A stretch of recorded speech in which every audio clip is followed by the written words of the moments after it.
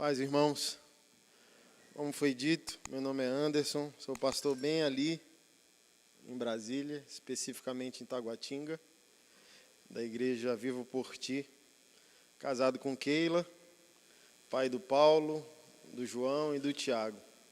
Quero mais e a mulher fica em crise se cede para mim ou não.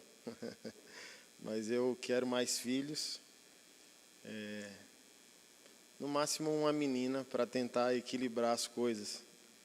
É muito homem para pouco metro quadrado. Mas dizem que mulher dá mais trabalho que homem, né? Que homem, não, mas eu preciso de uma menina. Então orem por mim para minha mulher dar o braço a torcer.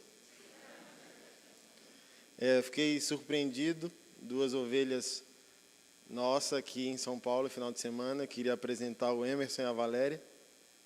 Fiquem de pé para a gente ver sua beleza.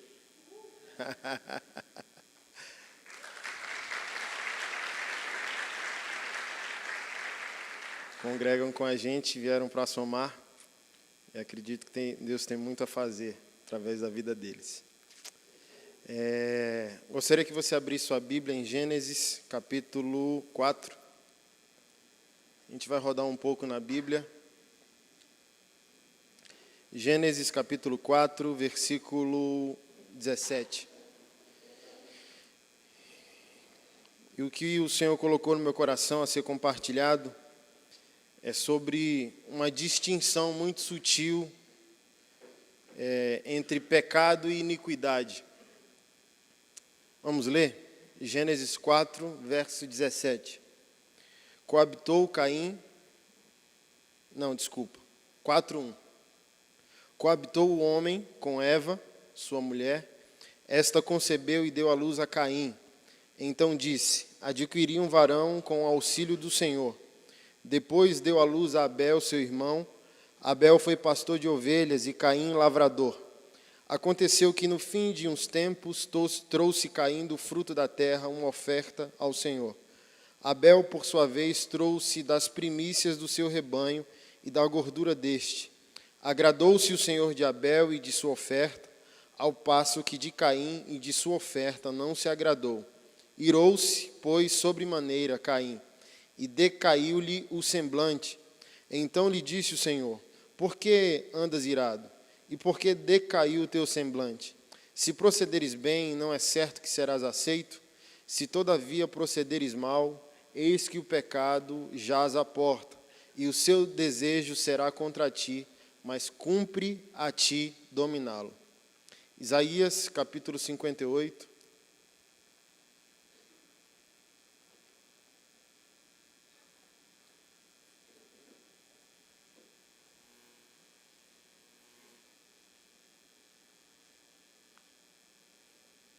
Verso 1. Clama a plenos pulmões, não te detenhas. Ergue tua voz como a trombeta e anuncia ao meu povo a sua transgressão e à casa de Jacó os seus pecados. Mesmo neste estado ainda me procuram dia a dia. Tem prazer em saber os meus caminhos, como o povo que pratica justiça e não deixa o direito do seu Deus. Perguntam-me pelos direitos da justiça, tem prazer em se achegar a Deus, dizendo: por que jejuamos nós e tu não atentas para isso? Porque afligimos nossa alma e tu não levas em conta. Eis que, no dia em que jejuais, cuidais dos vossos próprios interesses e exigis que se faça todo o vosso trabalho. Eis que jejuais para contendas e rixas e para ferirdes com punho iníquo. Jejuando assim como hoje, não se fará ouvir a vossa voz no alto. Seria esse o jejum que escolhi? Que o homem em apenas um dia aflija sua alma, incline sua cabeça e estenda debaixo de si pano de saco e cinza. Chamarias tu isto de jejum e dia aceitável ao Senhor? Porventura não é esse o jejum que escolhi, que solte as ligaduras da impiedade, desfaça as ataduras da servidão, deixes livres os oprimidos, despedaces todo o jugo? Porventura não é este que também repartas o teu pão com o faminto, recolhas em tua casa os pobres desabrigados, e se vires o nu, o cubras, e não te escondas do teu semelhante. Então romperá a tua luz como a alva, a tua cura brotará sem demora, a tua justiça irá diante de ti, e a glória do Senhor será a tua retaguarda. Então clamarás, e o Senhor te responderá. Gritarás por socorro, e ele dirá: eis-me aqui. Lucas, capítulo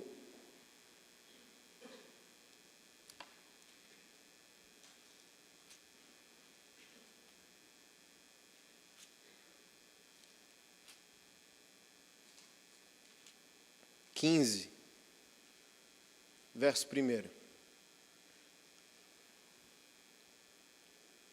Aproximaram-se de Jesus todos os publicanos e pecadores para o ouvir.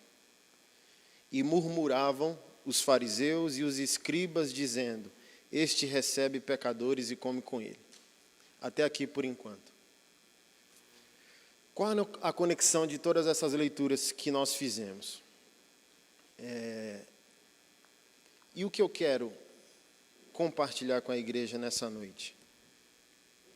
Provar, biblicamente, que nós corremos mais perigos nos pecados, nas questões nobres e elevadas da vida. Nos aprisionamos, nós fomos doutrinados assim, a perceber somente o pecado exterior, o pecado que o corpo comete. Não necessariamente, quase ninguém entre nós tem a habilidade de detectar os pecados subjetivos, os pecados que não podem ser punidos. Por exemplo, se nós estamos fazendo algo nobre, não há motivo para nos investigarmos interiormente. Por exemplo, se nos tornamos pessoas santificadas, por que duvidar da própria santidade? Mas, por incrível que pareça, os piores pecados não estão embaixo, os piores pecados estão em cima. É o que a Bíblia chama de iniquidade. Aqui fica nítida a facilidade que Jesus Cristo tinha com os pecadores, porque geralmente o pecador peca de fora para dentro, mas o iníquo ele peca de dentro para fora.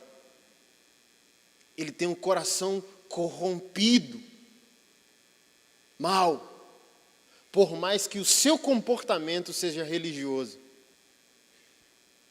Esse é o maior perigo que a gente possa correr, a conversão do comportamento, sem necessariamente a conversão do coração. Por isso, há muita esperança para o cara que se converte aos 49 do segundo tempo, sem necessariamente o cara que se converteu no primeiro minuto, está com a salvação garantida. Lembra da parábola dos trabalhadores da vinha? Eu vou te pagar 1 denário, você começa a trabalhar 6 horas da manhã. E falou que ao meio-dia, às 3 horas e às 5 horas o Senhor contratou, dizendo: vem, eu vou pagar o que é justo. E no final do dia, ele começou a pagar 1 denário para todos os que começaram a trabalhar atrasados. E os caras que começaram às 6 horas da manhã julgavam receber algo diferente. E o Senhor foi lá e pagou 1 denário. E eles falaram: é a primeira manifestação da iniquidade, a meritocracia, a capacidade de fazer com que o Senhor se torne refém da nossa santificação moral. Eu fiz por onde? Eu não sou como os demais, eu dizimo dos centavos, eu não falto um culto. Quem é esse que rouba o meu lugar? E a graça de Deus escandaliza essas pessoas, porque Ele diz: o primeiro pode ser o último, e o último pode ser o primeiro.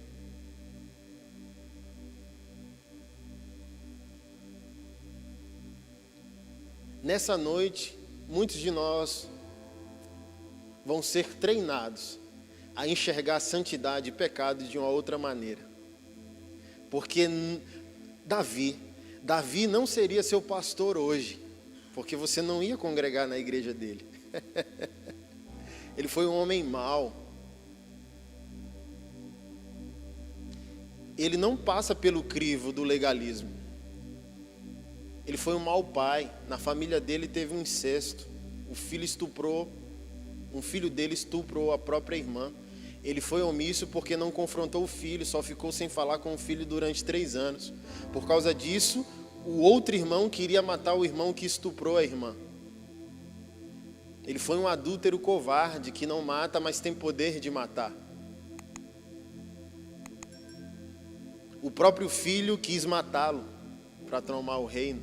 Então é um cara esculhambado. Mas a Bíblia diz que é um homem segundo o coração de Deus. Por quê? Porque bem provavelmente Davi nunca pecou com o seu coração.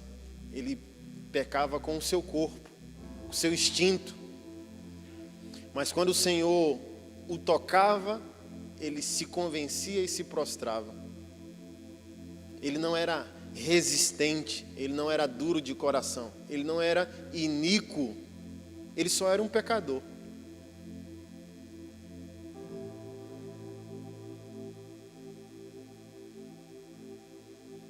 E por que Caim? Porque Caim é o mito da história, foi o único ser humano a tretar com Deus. Aqueles óculosinhos que bota nos mitos, né? Deveria colocar em Caim. Por acaso sou eu babá do meu irmão, tutor do meu irmão? A primeira reação de um cara iníquo, ele desrespeitou Deus. Imagina, é o que eu sempre digo em Brasília, o cara sair de casa para ir para um culto adorar a Deus. Nesse intervalo, se recebe a notícia que o cara que foi para a igreja matou alguém, e esse alguém foi o próprio irmão. Como que uma oferta termina num homicídio? Como que o cara vai de uma oferta a um homicídio? O Novo Testamento diz, olha, nós devemos amar ardentemente uns aos outros, não como Caim, porque ele era do maligno. Mas o que é mais interessante, na nossa leitura em Gênesis, o Senhor disse a Caim, se procederes bem, não é certo que serás aceito? E o que é extraordinário nessa colocação do Senhor? O proceder bem não era a oferta, porque a oferta foi dada. Ou seja, o que Deus esperava de Caim não era o comportamento religioso, o comportamento correto, mas o coração correto. O procedimento que Deus esperava não era a oferta de Caim, era o coração de Caim.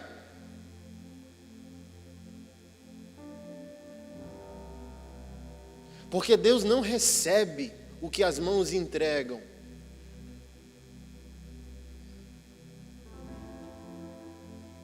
Antes de ter o coração. Deus nunca recebe algo do homem pelas mãos em si. Deus recebe o coração antes de receber as mãos. Isaías denunciou que Deus abomina ajuntamento solene com iniquidade. Ele diz, por causa da iniquidade, quando vocês oram, eu viro o rosto, eu tapo os ouvidos. Então o Senhor nunca quis o que nós podemos fazer por Ele. Mas aquilo que somos nele, por causa dele e para Ele.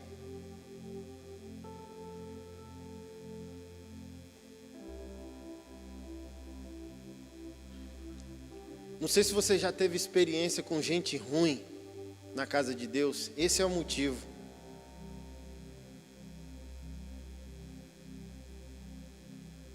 Iniquidade. E sabe onde está a iniquidade?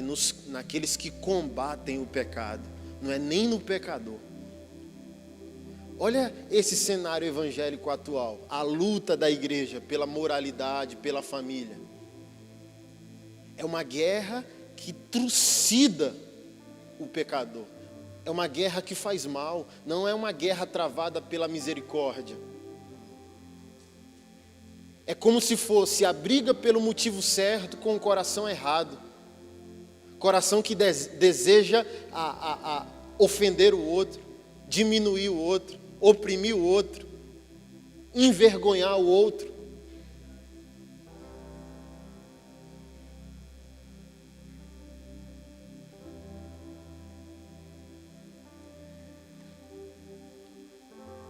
Porque a iniquidade, ela é um perigo.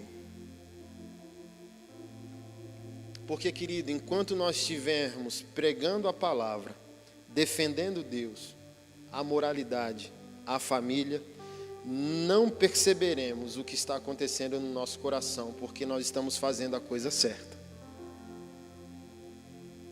E se nós estamos fazendo a coisa certa, para que investigar o nosso motivo? Mas Jesus Cristo provou, pelo que disse, pelo que fez, pelo que viveu, que o motivo sempre vai ser mais importante que a ação. Ao observar as ofertas, está escrito que homens entregavam muito. Mas ele disse que ninguém ofertou mais do que uma senhora que deu umas poucas moedas. Ou seja, sempre é qualitativo o que Deus espera, nunca é quantitativo, sempre é aquilo que se faz a partir do coração. E não aquilo que se faz a partir da aparência, do discurso, por mais que seja correto. O Senhor quer é outra coisa.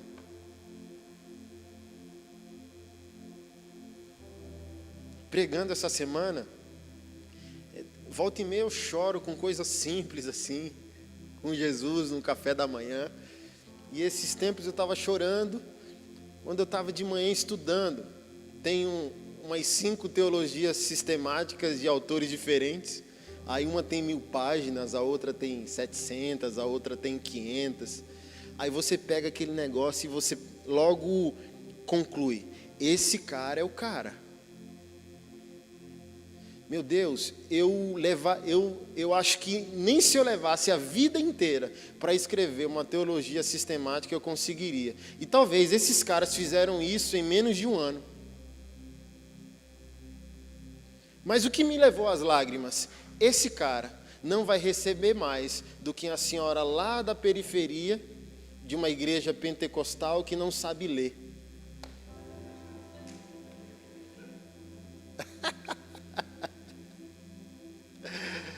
Ela, se você chegar e perguntar: a senhora sabe quem é João Calvino? É uma marca de biscoito, meu filho?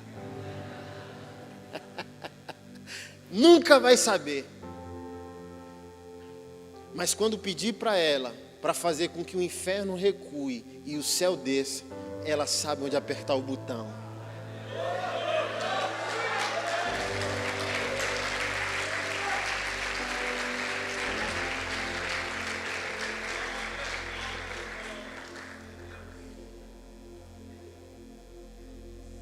Hoje a igreja, ela elege seus amados.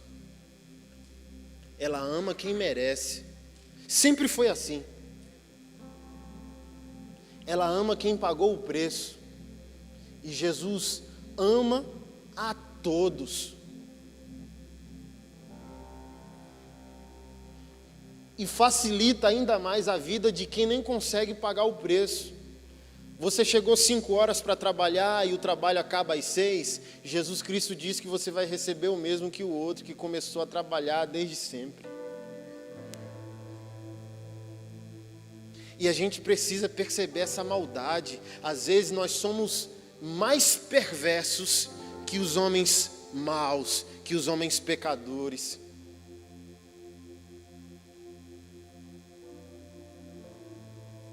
Defendendo a verdade de Deus. Querido, Deus não precisa de defensores. O Evangelho não existe para Deus. Quem deu luz ao Evangelho não foi o pecado, para que a igreja odeie tanto o pecado e o pecador. Quem deu a luz ao Evangelho foi o amor de Deus. O que é o pecado? O pecado é o fator impeditivo. O pecado é o único poder que separa a criatura de ter comunhão com seu Criador. É por isso que Deus odeia o pecado com todo o seu ser.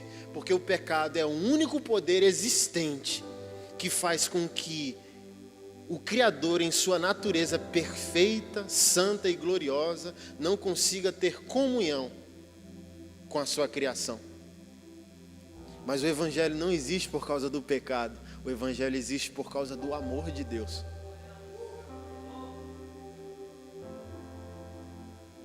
Vamos denunciar o pecado. Não, vamos denunciar nossa falta de amor. Porque o pecado, ele sempre esteve aí. quando o homem mais abominável da face da terra disser Jesus. Porque parece que a gente esquece, né? Está escrito na palavra: todo aquele que clamar ao Senhor será salvo. Parece que passaram uma borracha na nossa mente. Parece que tudo aquilo que nós lemos sobre Jesus foi apagado do nosso coração, da nossa memória. Ele disse: todo aquele que clamar por mim será salvo.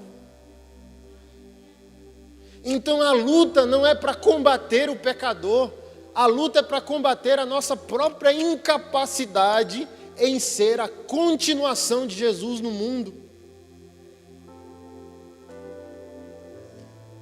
Porque quando o indivíduo vai a ele dizendo: eu matei a minha própria mãe, existe esperança. Eu matei meu próprio filho, existe esperança. Eu abortei, existe esperança. Eu. É como o pai do filho pródigo: cale-se. É do tipo assim, o indivíduo só peca porque se afastou do lar. E qual é o poder do evangelho? Devolver o indivíduo ao lar. Uns pecaram mais intensamente que os outros, mas para Deus não importa o que foi feito, importa é que o filho precisa retornar ao lar para ser tudo aquilo que Deus diz que ele é. O testemunho, querido, não é aquilo que tu fez, o testemunho é aquilo que Deus fez. Porque o pecado não é uma questão de atitude, de prática, é uma questão de natureza. Nunca pecou com o corpo, nem por isso deixa de ser um pecador, tão mal quanto qualquer outro. Porque o Senhor disse que aquele que não ama seu irmão é um homicida, não precisa matar ninguém para estar pecando. 1 João 3, 14 ao 16, se não ama é um homicida, e nenhum homicida tem a vida eterna permanecendo em si. Olha, aquele cara matou, literalmente, mas o Senhor disse: se você não ama, você também é um assassino. O pecado não é uma questão da prática, é uma questão da natureza. Pecado não é aquilo que você faz, pecado é aquilo que você é. Por isso que o Evangelho diz: é necessário nascer de novo, porque há uma reforma existencial, seu coração é refeito, sua existência é reconstruída. E nós estamos avaliando qual pecado é mais pesado, mais grave que o outro, para eleger quem nós deveríamos amar. Quando o Senhor está dizendo: olha, o amor cristão é por qualquer um.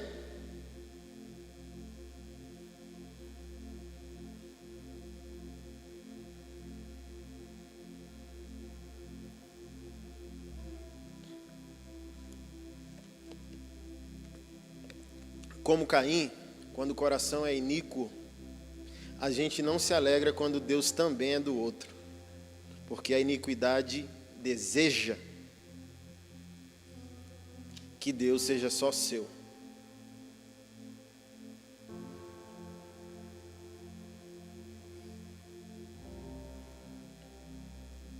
Olha a primeira reação do cara iníquo, quando foi confrontado. A Bíblia não está cheia de versículos que diz: olha, não se entristeça quando for repreendido por Deus, porque Deus corrige ao filho que ama. Provérbios diz isso, o autor de Hebreus diz isso. Glória a Deus quando a gente vai fazer algo para Ele e Ele diz: não vou aceitar, está errado, refaz. É maravilhoso, porque isso deixa a jornada mais atenciosa. Deus fala: não é de qualquer jeito, muda isso aí. É uma alegria ser corrigido por Deus. Mas o cara iníquo, quando é corrigido, é por isso, querido, que não existe analogia melhor do que pastor e ovelha. É a melhor. Deus é extraordinário. É a melhor analogia que Deus podia ter feito ao comparar o tratamento de um pastor literal de ovelhas com o tratamento que o Senhor tem pelos seus filhos. Desde Davi, né? O Senhor é meu pastor. Aí Jesus traz para o Novo Testamento: eu sou o bom pastor, as minhas ovelhas ouvem a minha voz. Então, ovelha, ela não tem capacidade visual. Ovelha não tem visão. Ovelha não é boa de olfato. Ovelha é boa de audição. Por isso que Jesus Cristo disse: as minhas ovelhas ouvem a minha voz e me seguem. Por exemplo, se você colocar no YouTube Pastor Ovelhas, você vai achar extraordinário. Tem um bem bacana, que um cara estranho chega no rebanho e diz: vamos, ei! E um monte de ovelha lá, umas 50, elas nem se mexem, nem dá bola, nem levanta a cabeça. Agora o pastor delas, quando ele chega, todas levantam a cabeça e entram em formação, prontas para seguir o comando da voz dele e segui-lo. E o que é mais extraordinário? Por isso que Davi diz: a tua vara e o teu cajado me consolam. No final do dia, quando o pastor dá o comando às ovelhas para elas voltarem para o aprisco, o pastor, ele precisa ficar na porta. Por isso que Jesus Cristo diz que, além de ser o pastor, ele é a porta do aprisco. Porque na porta do aprisco ele vai pegar o cajado e verificar ovelha por ovelha. Já ouviu o ditado lobo em pele de ovelha? Quem já ouviu? Por quê? O lobo é um dos animais mais sagazes. Como a ovelha ela não é boa de percepção, ela só é boa de audição, ela não consegue sentir o lobo, ela não consegue enxergar o lobo. E um lobo pode ir, pegar uma ovelha desgarrada do rebanho, matá-la, devorá-la e preservar a pele. E ele se coloca debaixo da pele da ovelha e entra no meio do rebanho. E se o pastor no final do dia não pegar o cajado, bater na cabeça da ovelha, e ele permitir que um lobo entre no aprisco, quando ele acordar na manhã seguinte, um abraço, o lobo vai ter destruído tudo. Então o pastor com o seu cajado verifica ovelha por ovelha. Pá, mé, pá. A repreensão, a exortação. Mas o lobo ele não finge a sua natureza.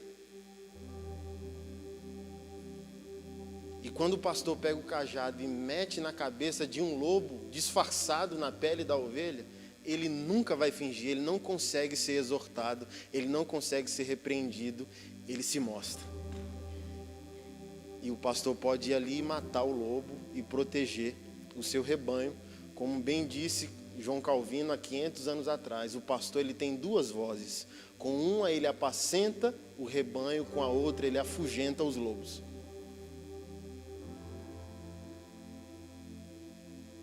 É a primeira característica do iníquo.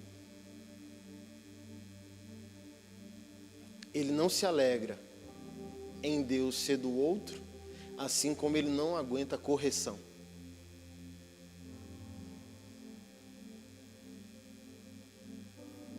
Por mais que o comportamento se torne religioso, a natureza de alguém iníqua nunca vai ser religiosa.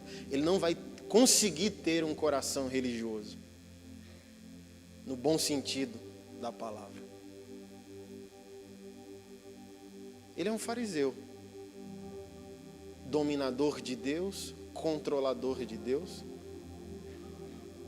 que decide a quem Deus ama,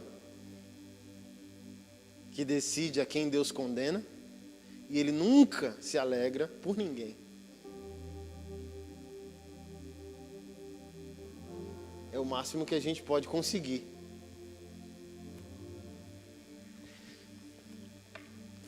E por que Isaías 58?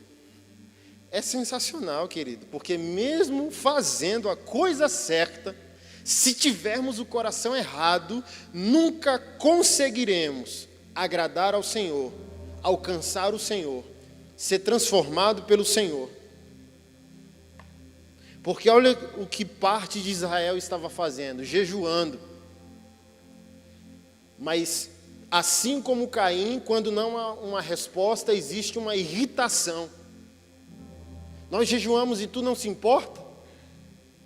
Mas é uma espiritualidade que não ofende a mente e não transforma o coração. É uma espiritualidade somente comportamental, litúrgica. Não é uma espiritualidade do coração, humilde, humilhada na presença do Senhor. E o Senhor responde: olha, vocês estão jejuando, mas as contendas e as rixas continuam. Vocês estão jejuando apenas um dia da sua vida. Isso é jejum aceitável ao Senhor?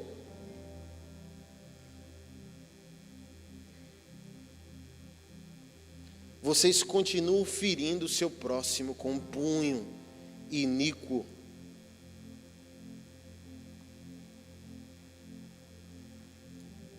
E a partir do 6 ele pergunta: não é esse o jejum que eu escolhi? Soltar a ligadura da impiedade, desfazer a atadura da servidão, deixar livre o oprimido, despedaçar todo o jugo, repartir o pão com o faminto, recolher em casa o pobre, cobrir o nu, não se esconder do semelhante. Aí alguém aqui pode dizer: beleza, agora jejum é amar o outro, servir o próximo. Não, também é algo errado, porque a prática cristã não é algo comportamental. A prática cristã, assim como a adoração, é uma reação à intimidade com Ele. É outra forma de se esconder, de esconder o coração não transformado. Trabalhar para Deus é uma outra forma de iniquidade. Por isso tem disputa de ministério, igreja que rivaliza com a outra, ministério que rivaliza com o outro. Porque é um monte de trabalhador que não é adorador.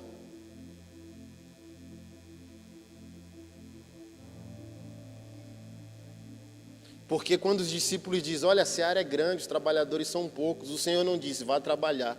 O Senhor disse: rogue ao Senhor da seara que envie trabalhadores para a sua seara. Ou seja, mesmo a seara sendo grande, os trabalhadores sendo poucos, o Senhor é soberano, tanto no domínio da seara, como no domínio de quem envia a seara. Ou seja, o que eu entendo? Se Jesus manda eu orar, é porque a adoração é uma questão necessária antes do ofício, da vocação. Em outras palavras, o que eu entendo que Jesus está dizendo é: antes de Deus enviar alguém, Deus encontra em si mesmo esse alguém. Porque o serviço cristão não é um favor que Deus pede. Eu vos envio. Como disse Bonhoeffer, não é um autoenvio. Não é um autoenvio. Ninguém decide trabalhar para Deus. Quem decide trabalhar para Deus se cansa, se frustra, se decepciona e decepciona. Quem envia é o Senhor, num tempo específico, para um lugar específico.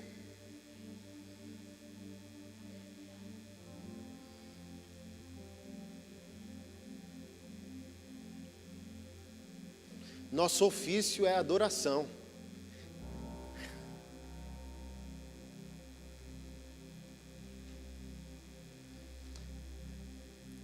É a primeira pergunta do catecismo presbiteriano de Westminster.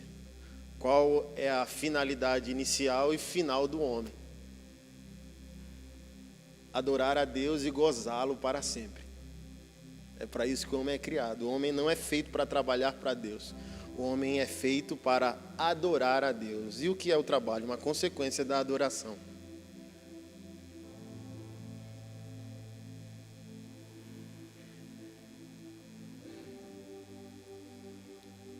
Voltando, o Senhor não está dizendo que o jejum é o próximo. O Senhor está dizendo que a consequência do jejum é a reforma do coração. Por isso, passamos a adquirir a visão que o Senhor tem sobre as coisas e sobre o outro. Então, a consequência primária do jejum é eu aprender a amar o que Ele ama. Então, se eu amo o que Ele ama, eu assumo a agenda dEle na minha vida. Então, Ele não está dizendo que amar o pobre é jejum. Mas nós precisamos entender que a consequência de um verdadeiro jejum é eu conseguir amar o pobre. Por quê? No jejum, meu coração é humilhado. O que é o jejum? Querido, temos que refazer tudo. Ninguém jejua chocolate, ninguém jejua Coca-Cola, nem internet. Por quê? Você está dizendo que isso te escraviza e depois do jejum você vai voltar a ser escravo. Isso não é essencial a você. O que é jejum? Jejum é negar a sua natureza adâmica, o que a sustenta. E o que sustenta a tua carne? As refeições essenciais da vida.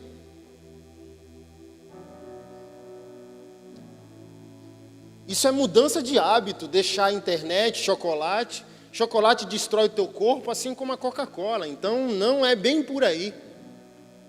Por exemplo, o que é jejum? O que vai te deixar extremamente irritado? O que te deixa extremamente irritado? Negar a sua matéria, o que a sustenta. Então, chocolate não sustenta a matéria de ninguém.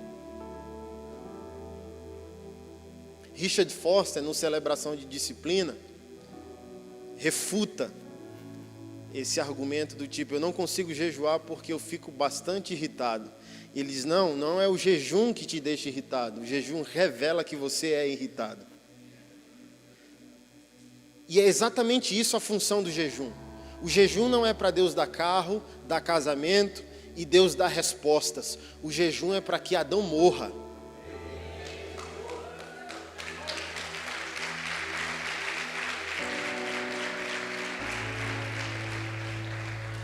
O jejum é para que a velha natureza seja humilhada, diminuída, a ponto de que a nova natureza ganhe o controle da nossa jornada.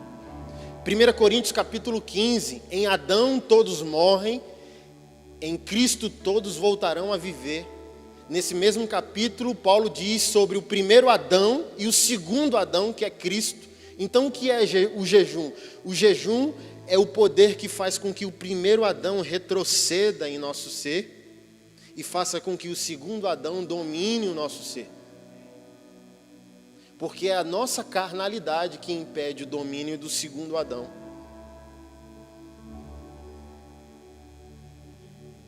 Quanto mais o jejum revelar quem eu sou, mais eu preciso jejuar para lutar contra aquilo que sou.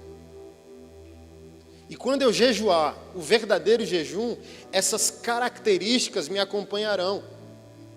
O outro não será mais invisível a mim.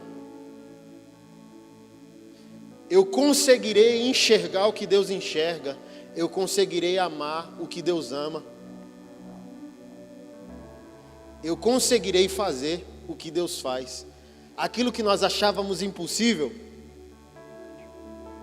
não sendo mais. Porque nossa natureza está progressivamente sendo transformada à imagem de Deus novamente. Então a consequência do verdadeiro jejum faria com que nós fôssemos pessoas que lutariam contra a iniquidade, lutariam contra a servidão, deixaria livre os oprimidos, despedaçaria todo jugo, repartiria o nosso pão com o faminto,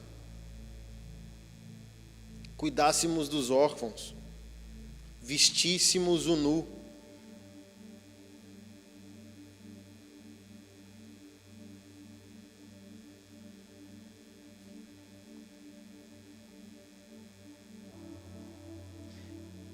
e não sei se você vai concordar comigo,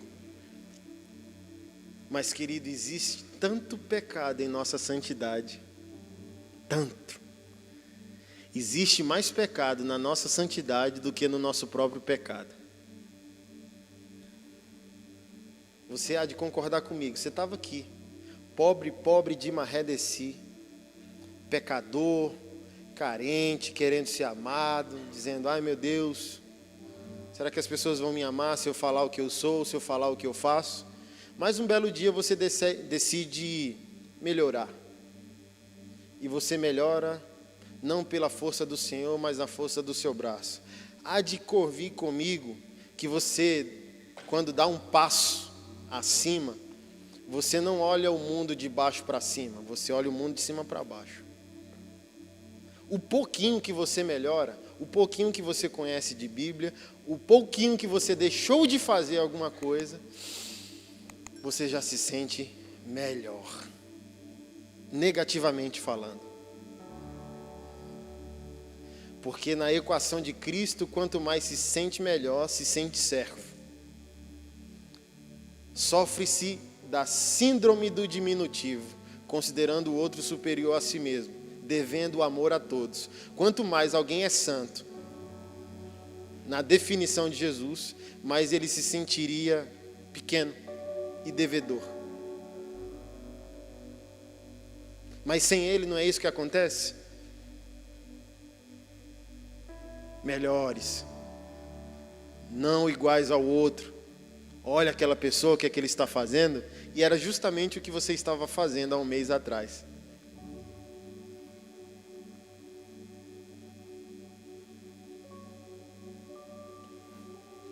Isso é iniquidade. Os piores do pecado. Os da alma, os da nobreza. Imagina, existe pecado no nosso conhecimento bíblico.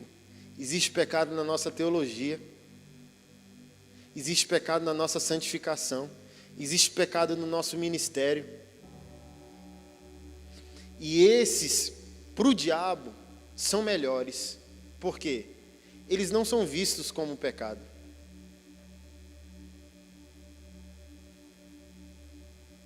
Ele quer te pegar aqui embaixo. Se ele conseguir te pegar com os pecados comuns e capitais, os pecados que podem ser punidos, os pecados que o corpo comete, ele vai gostar muito. Mas se você conseguir se safar desses e der um upgrade, se tornar um ministro do Evangelho, ele vai adorar pegar você aqui,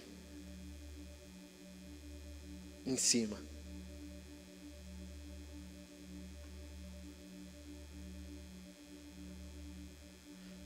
Os pecados do eu falo mesmo, eu falo a verdade, eu combato o erro, eu sou um reformador, não está escrito.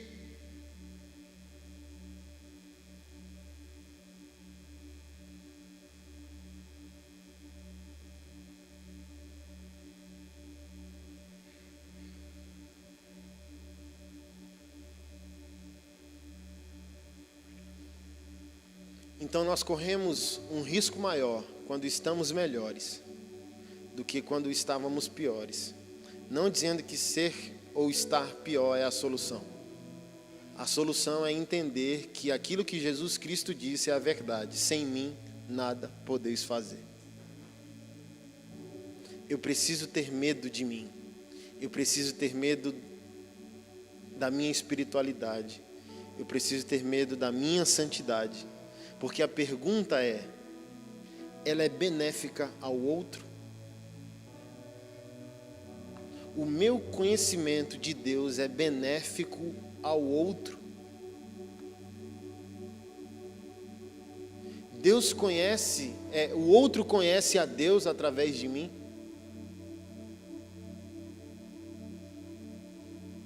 Porque, querido, na minha concepção, santidade nada mais é que o endereço de Deus entre os homens. Então, se você é santo, de verdade, Deus adoraria colocar uma placa no seu pescoço dizendo, morada de Deus. E pedir para que outros homens fossem até você, para receber cura, bálsamo, refrigério. Se Deus não pode usar a tua santidade para santificar outros, que santidade é essa que se alegra de excluir o outro da casa de Deus? Quando a santidade é o contrário. Jesus Cristo não disse que santidade era fuga. Jesus Cristo disse que santidade era aproximação. Ele é Deus santo, E ele não fugiu dos homens, pelo contrário, ele se tornou um. Então Cristo prova que santidade não é fugir do mundo, é imergir no mundo. Eu fico em crise quando pastores proíbem e dominam a vida do seu rebanho, dizendo que eles não podem faltar um culto para o aniversário de família, de pai e de mãe. Eu não vejo lógica em fazer com que os membros de uma igreja percam o que Jesus veio salvar. Jesus usa você para salvar a família do outro, enquanto Ele mesmo destrói a sua. Porque é lá que se precisa de sal e de luz.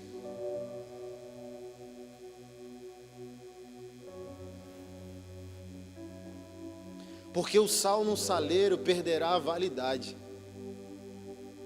Aqui é o saleiro. Se o sal ficar apenas aqui, vai perder a validade.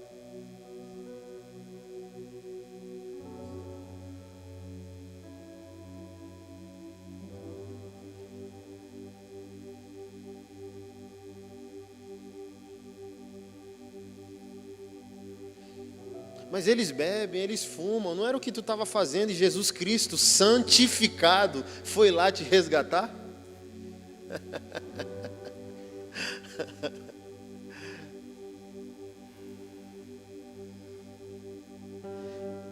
Mas sabe o que é mais triste? Talvez o nosso maior medo é que a nossa ida ao mundo comprove que nós o amamos mais do que amamos a Deus ainda. Porque enquanto o ambiente que nós frequentarmos nos fizer, é uma comprovação nítida de que Cristo não nos fez. Então eu não quero ir lá ser luz, porque eu tenho medo de ficar. Porque o que está lá ainda para mim é mais atraente do que Deus. Eu sei que eu não amo a Deus mais do que eu amo o que perecerá.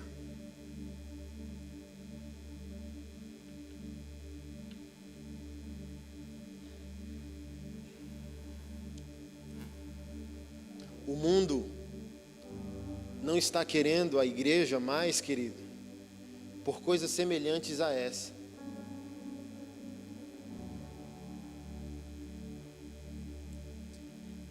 A igreja é uma conversão de comportamento social, sem necessariamente ser uma conversão do coração.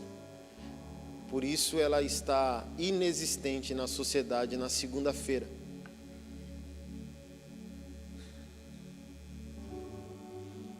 Nós hoje estamos gritando contra o mundo, dizendo qual é o padrão de Deus para tudo. Isso é certo. Mas a primeira pergunta a se fazer é: o nosso estilo de vida comprova o nosso discurso? Porque nós estamos combatendo o pecado do mundo com a nossa iniquidade. Não vai ter fruto, não vai ter resultado. Nós estamos combatendo o pecado com um coração iníquo.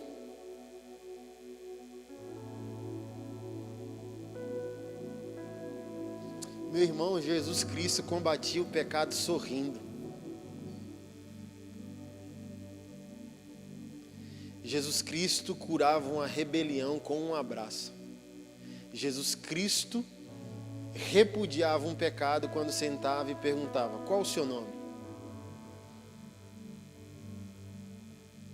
E aquele sorrisão aterrorizante apaziguava a alma, assim como afugentava todos os seus pecados. Ele dava um beijo e dizia: vai e não peques mais. Mas o coração já estava... Querido, o que a iniquidade quer? A nossa iniquidade como povo de Deus, como evangélicos, quer converter aquilo que o amor não convenceu. Nós queremos doutrinar o que o amor não converteu. Mas no dia que o amor converter, o coração se entrega à doutrina. É por isso que você está aqui. Você foi amado e o amor de Cristo constrangeu o seu coração para que você se entregasse à doutrina. Mas nós queremos fazer o contrário. Nós queremos que a doutrina domine aquilo que o amor não alcançou. Olha, você vai para o inferno. Aí o cara pode responder: eu já estou.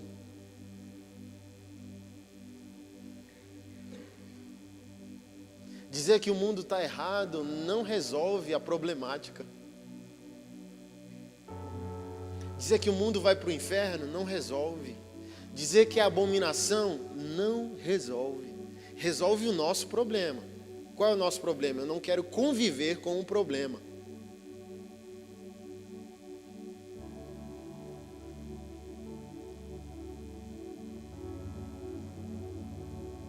Mas quando o amor de Cristo vier, for relevante na nossa vida, sem dúvida alguma, os corações se entregarão ao discipulado de Cristo.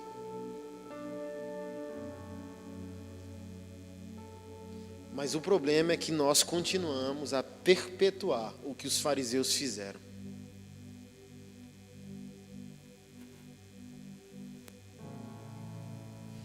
Olha o que é interessante. Eu não sei se você percebeu que a parábola do filho pródigo não é sobre o filho pródigo. Quando a gente ouve, né? Não seja o filho pródigo, ingrato, foi embora, se afastou de Deus, quis comer a comida de porco, fez isso, fez aquilo. Não. A parábola não é sobre o filho que foi. A parábola é sobre o filho que ficou.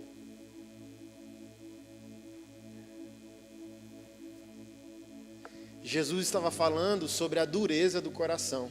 Jesus Cristo não estava falando sobre o pecador que foi, sobre a ingratidão do filho que foi. Jesus Cristo estava falando sobre a dureza do coração do filho que ficou. Porque olha só, todas as parábolas estão em sequência. Quais? Ovelha perdida, dracma perdida e filho pródigo. Uma sequência. Jab, jab, jab, direita. Jab, jab, jab, direita. Já treinou Muay Thai ou boxe? Foi isso que Jesus Cristo fez. Jab, jab, pou. Para ver se abria o entendimento. E onde tudo começou? Porque Cristo começou a falar dessas parábolas. E essas parábolas vieram para falar que o Evangelho não é para Deus, o Evangelho é para o homem.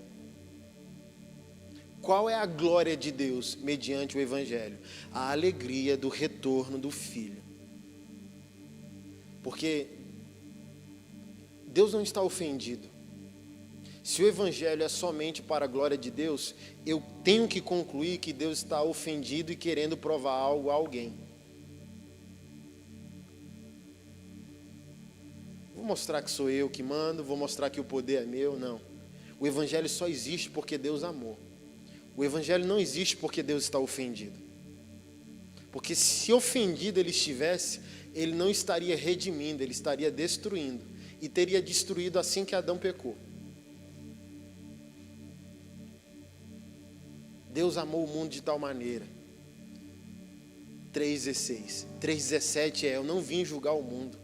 Quando os discípulos oraram para cair fogo do céu, assim como Elias fez, ele diz: você não sabe de que espírito você procede, porque o Filho do Homem não veio para destruir as almas, mas para salvá-las.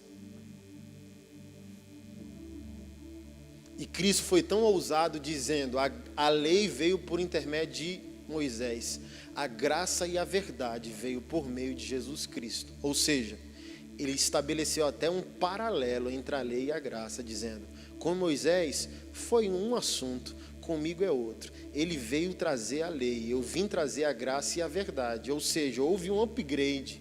A questão é outra.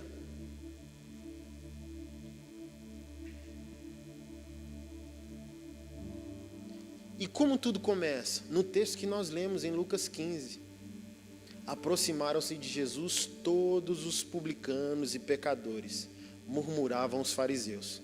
Aí Jesus Cristo dá início às parábolas, para falar do que se trata o Evangelho. Quem eram os publicanos? Os caras da Receita Federal da época. E não havia nenhum publicano que não fosse corrupto.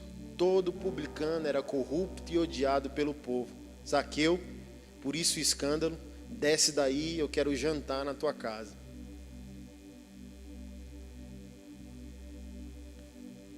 Por isso, quando eles vão para João Batista, a ordem de João Batista, mediante o arrependimento deles, era que eles não extorquissem mais, que eles fossem justos. Então, publicanos e pecadores murmuravam os fariseus e os escribas, dizendo: ele recebe pecadores e come com eles. Do que se trata a parábola do filho pródigo? O judeu, o filho que fica, o filho bom, o filho que tem o comportamento religiosamente correto. Quem é o filho que foi? O gentil, o não aliançado, as nações, eu e você. Ou seja, o trabalhador que chegou na última hora. O filho que pegou a herança e foi se divertir, porque o judeu estava ali, a trancos e barrancos. Os fariseus, antes de tudo, foram um grupo, uma seita remanescente para manter Israel na linha. Mas também eles cometeram um erro. Que erro? O excesso. Transformando simplicidade em rito. Objetividade em complexidade.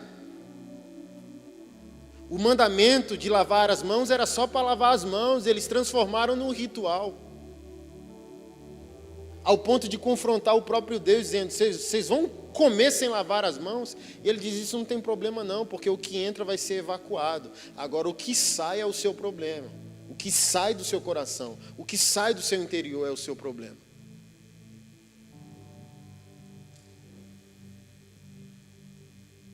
E olha os motivos pelos quais o Evangelho existe. Qual dentre vós que possuindo 100 ovelhas e perdendo uma, não deixa todas no deserto e vai encontrá-la? Qual a mulher que tendo 10 dracmas e perdeu uma, não acende uma lâmpada, varre a casa, mexe nos móveis diligentemente para encontrar essa única dracma? Aí ele vai falar sobre o filho pródigo. Mas a surpresa é a iniquidade do filho que fica, mediante a alegria do retorno do filho que foi. Por que a ofensa? Porque existe um mérito, um preço que foi pago. Não necessariamente pela intimidade, por isso que digo, a nossa vocação primária não é o trabalho, porque olha o que o trabalho cegamente fez com o filho mais velho. Construiu nele a incapacidade de empatia, de amar.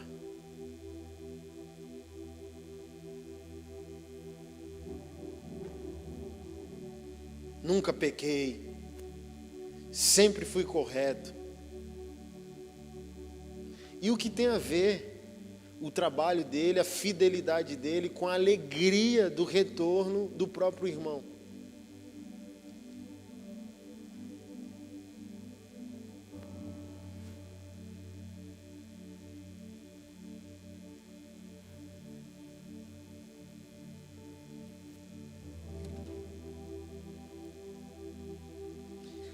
Então que a gente faça uma autoanálise hoje nessa noite.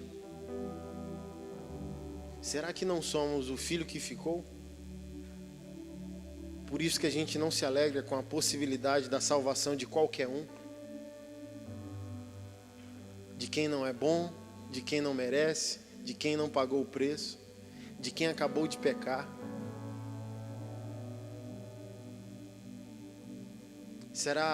Reflete, será que a tua santidade não faz mal? Segrega, separa, humilha?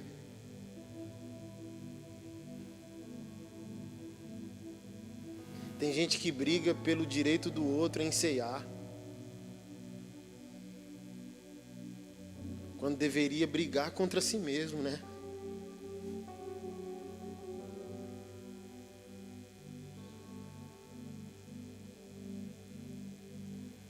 E o que eu gostaria que nós aprendêssemos nessa noite é que a nossa santidade pessoal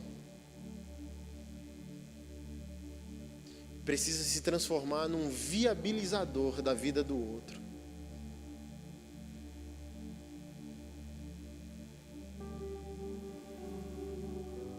Porque não estamos aqui por nós. Eu não estou aqui por mim. Você não está aqui por você. Não é sobre mim, não é sobre você, é sobre nós. Deus não veio salvar você, Deus veio salvar um povo. Deus não veio me salvar, Deus veio salvar um povo. Então a minha santidade, ela precisa ser inclusiva. A minha espiritualidade precisa ser inclusiva. O meu conhecimento de Deus precisa ser inclusivo. Eu preciso receber o beijo de Judas e chamá-lo de amigo, porque por desenvolver a mesma capacidade do Senhor, eu sempre estarei aqui por causa do outro, e o outro não terá desculpa em mim para ser quem ele é, porque eu sempre estarei disposto até o fim para que o outro seja tudo aquilo que ele precisa ser. Jesus, por exemplo, negar um homossexual na igreja, negar um homossexual no serviço da casa de Deus, é a mesma coisa que censurar Jesus Cristo de ter chamado Judas para ser tesoureiro, e a Bíblia diz que era tesoureiro e ainda ladrão. É a mesma coisa que censurar Jesus e chamar Judas para ser apóstolo. É a mesma coisa que censurar o Senhor Jesus para chamar Pedro para ser apóstolo, sendo o cara que iria negá-lo. O que Jesus está querendo dizer para nós com isso tudo? Cara, eu quero que vocês, mesmo a tranco e barranco, consigam chegar até o fim. Mas nós somos aquele que vai entulhando o caminho do outro para que o outro não consiga chegar.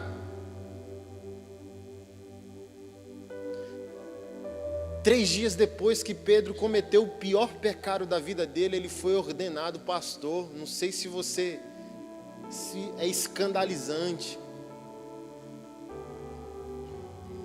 Não tem como andar com Jesus e se ofender se a nossa mente é diferente da dele.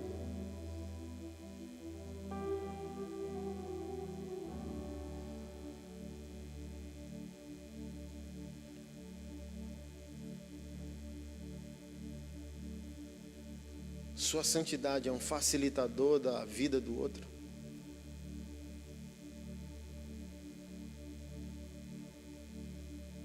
Você é alguém que vai sorrir por causa do outro, é alguém que vai murmurar por causa do outro?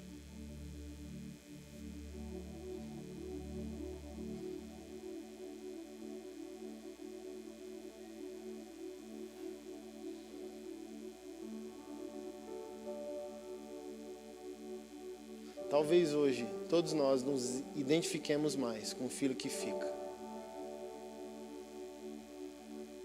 Porque em grande medida temos esse egoísmo no nosso coração. Por isso sai daqui hoje sem avaliar mais, de uma forma excessiva, os pecados exteriores. Avalia de uma forma excessiva os pecados interiores. Porque é esses que te afastam de Deus. Os do corpo, Jesus Cristo já morreu por eles na cruz. E isso não é estímulo para que você o pratique. Agora, quem te convence do teu homem interior?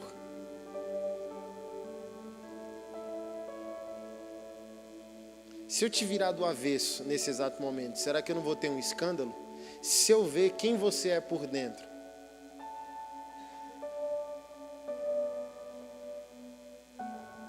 Sempre falo em Brasília, se nos virarmos do avesso, nem família teríamos mais, porque todo mundo iria se assombrar com aquilo que somos interiormente. E é com essa pessoa que nós temos que brigar todos os dias. Miserável homem que sou. O apóstolo Paulo, no momento que disse isso, talvez ele era o homem mais santo de toda a terra. Mas qual é o problema? O outro avalia o meu comportamento, o meu exterior. Eu estou avaliando o meu interior. Eu estou conseguindo, mas ainda não sou quem eu deveria ser. Miserável homem que sou. Eu tenho uma certeza.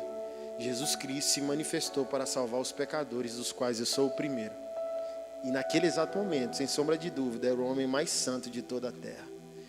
Mas isso que é o mais maravilhoso, o homem mais santo é o homem mais temeroso consigo mesmo. Porque ele sabe que ele é um perigo para si, para o outro, para Deus.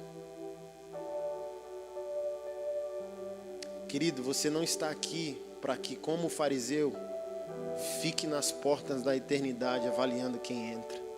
Você está aqui para lavar os pés daqueles que possam entrar. Seja quem for. Vamos ficar de pé.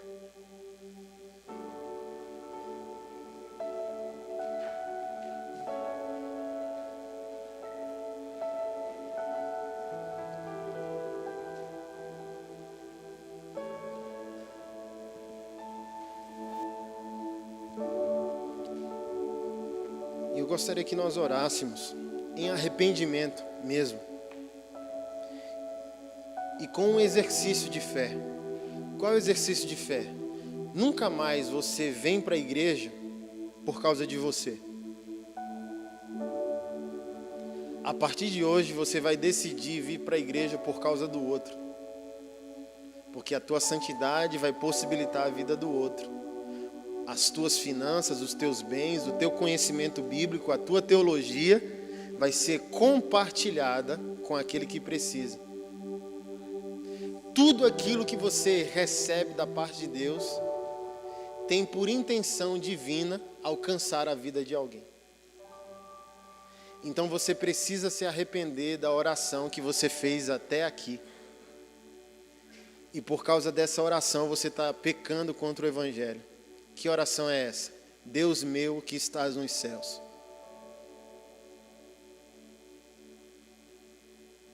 Esse é o meu pecado, esse é o teu pecado.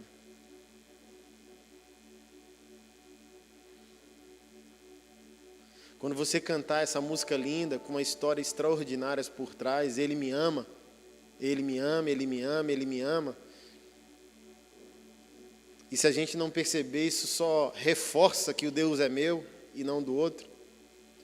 Mesmo você cantando que Deus te ama, entenda que Deus te ama para poder amar alguém através de você.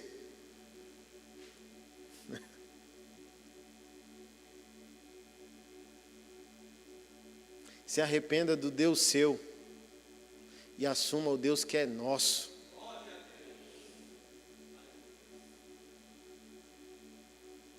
Se arrependa do pai seu e se relacione com um pai que é meu também. Curva sua cabeça. Pai, nós te agradecemos e te louvamos e diante da tua palavra nos arrependemos verdadeiramente, Pai, em nome de Jesus Cristo. Nós sabemos que muitas das crises que nós estamos enfrentando como igreja é porque nós crescemos numa fé individualizada, nós congregamos por nós queremos mais do Senhor por nossa causa, nós queremos ser os abençoados, sem necessariamente desejarmos ser os abençoadores. Nós queremos para nós mais poder, mais provisão, mais dons, mais visibilidade, mais unção, mais entendimento, mais revelação, sem necessariamente desejar essas coisas por causa de alguém, desejar essas coisas por causa do próximo, desejar essas coisas por causa daqueles que precisam, Pai.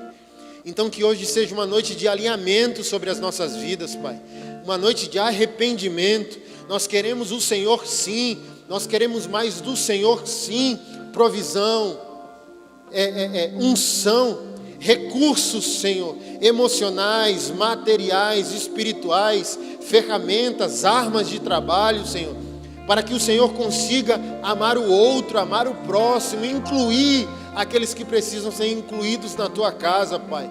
Não queremos ter um coração duro e iníquo, Senhor. Nós denunciamos os nossos pecados ocultos, os nossos pecados secretos, os nossos pecados que não podem ser combatidos, porque são interiores, são subjetivos, são internos, Pai. E nós os denunciamos hoje porque nós sabemos que interiormente não somos aquilo que deveríamos ser, que muitas das vezes nós criamos máscaras sociais para agradar o nosso próprio ego, mas hoje nós denunciamos a nós mesmos diante do Senhor, nós expomos o nosso homem interior diante de Ti, clamamos pela Tua palavra, pelo Teu Espírito, a gerar em nós uma mudança, a gerar em nós uma reforma interior. Nós queremos um estilo de vida semelhante ao Teu, nós queremos amar o que o Senhor ama, nós queremos enxergar aquilo que o Senhor enxerga, nós queremos estar contigo, reconciliando contigo o mundo, Pai. Não queremos um evangelho que é nosso, não queremos somente um evangelho para nós, não queremos um Deus exclusivo, nós queremos um Deus para todos. Nós queremos nos alegrar, Senhor, com aqueles que chegam por último e se tornam primeiro, porque nós somos aqueles que servem, nós somos aqueles que consideram o outro superior, nós somos aqueles que assumimos o amor como débito a qualquer que precise, Senhor, desse amor. Nos prostramos diante de Ti nessa noite em arrependimento, clamamos pela Tua palavra, clamamos ao Senhor que nos confronte, que nos incomode, Senhor, porque talvez aquilo que o homem elogia em nós é o nosso maior problema diante de Ti, porque é o nosso ego, a nossa arrogância, o nosso orgulho, a nossa altivez, e não queremos isso em nós. Nós sabemos que quando vamos dormir, colocar a nossa cabeça no travesseiro, é isso que nos perturba diante do Senhor.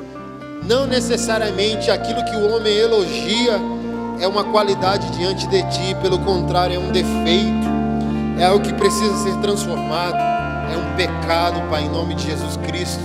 Não queremos ser honrados pelos homens, queremos ser honrados por Ti, Senhor, em nome de Jesus Cristo.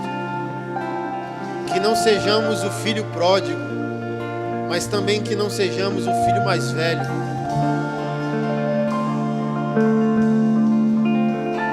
Nós queremos ser filhos que amam o que o Senhor ama, que se alegram com aquilo que o Senhor se alegra. É a nossa oração em nome do Teu